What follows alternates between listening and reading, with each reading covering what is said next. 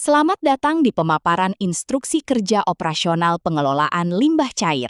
Dokumen ini merupakan panduan visual komprehensif untuk memastikan kepatuhan standar baku mutu lingkungan di seluruh lini produksi pabrik gula kita.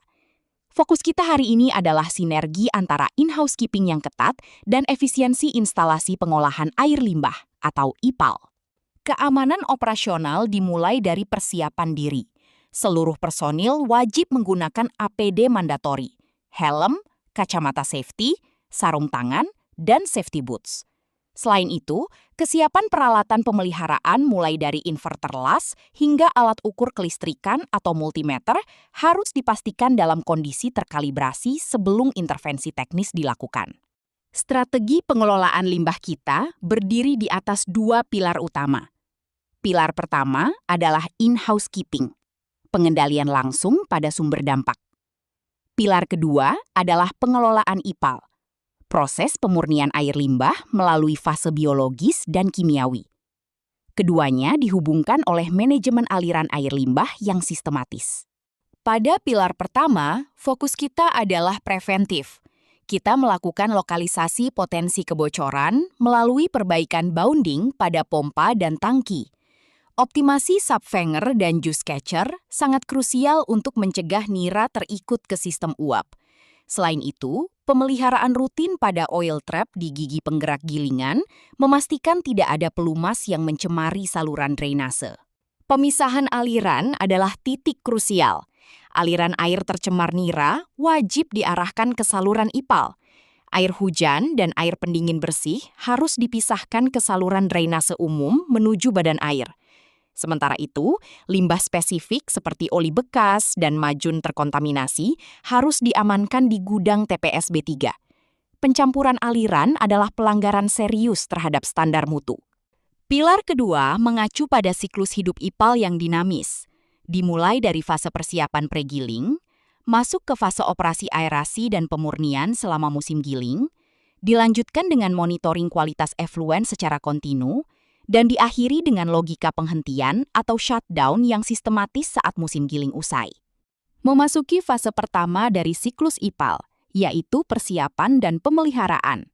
Fase prakondisi ini sangat kritikal dan ditargetkan berstatus siap pada H-7 atau tepat 1 minggu sebelum musim giling dimulai. Terdapat 3 fokus utama dalam fase pemeliharaan ini. Pertama, eksekusi pembersihan menyeluruh pada seluruh infrastruktur fisik, yang mencakup saluran inlet dan outlet, instalasi perpipaan, pompa, bak pengendap abu, oil trap, hingga area kolam IPAL utama. Kedua, tahapan kalibrasi dan servis peralatan. Kepresisian data sangat penting, sehingga alat ukur seperti V-notch dan flowmeter, instrumen analisa, serta mesin utama seperti motor aerator dan blower harus dikalibrasi dan diservis secara tuntas.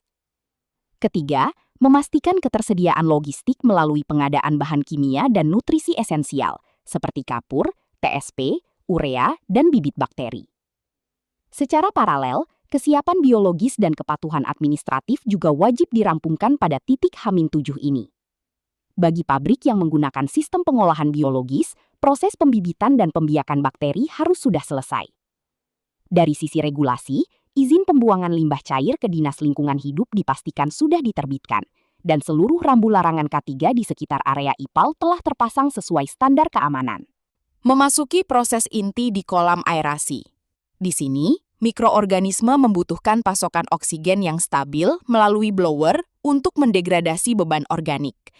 Efisiensi aerasi menentukan kualitas output air yang nantinya dapat kita manfaatkan kembali sebagai air injeksi pabrik, menciptakan sistem sirkulasi yang tertutup dan efisien.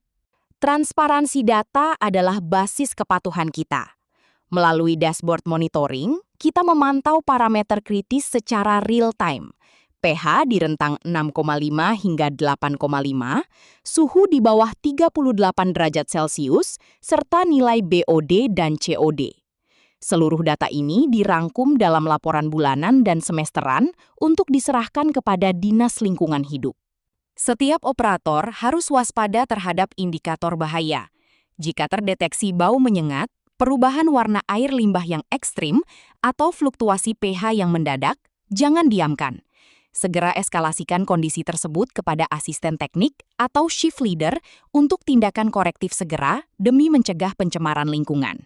Sebagai penutup, ingatlah bahwa keberlanjutan operasional pabrik gula kita sangat bergantung pada kedisiplinan kita dalam mengelola limbah cair.